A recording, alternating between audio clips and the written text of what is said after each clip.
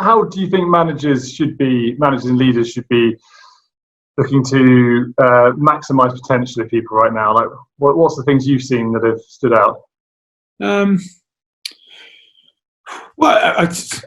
Actually, one of the greatest things that ever stood with me was when I was at Newcastle Falcons, my first ever club, and we had, he's still around, but at the time we had a short little fat Geordie bloke that was our fitness coach. He was more than that. He was a life coach. He was everything. He was, if I'm honest, he's my own personal coach. And he was a guy called Steve Black. He was the guy behind Johnny Wilkinson that sort of made him the player that he was, and et cetera, et cetera.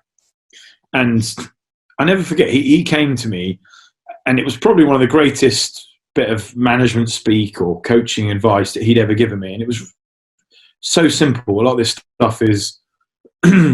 stuff is common sense, but not necessarily common practice. Right. And he just came over to me and he said, "Look, Ollie, I was 19, 20, I think at the time.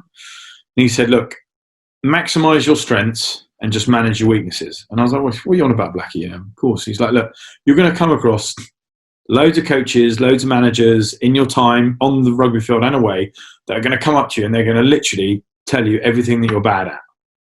Right? And if you listen to it, you've only got 24 hours in every day. You're going to spend all of that time working on stuff that you're naturally or just not that good at. And everything that you're amazing at, which is why we brought you here, you're going to forget about. And all you'll end up doing is just ending up in the middle and being average. And nobody wants anyone that's average." So I was like, "Oh, right."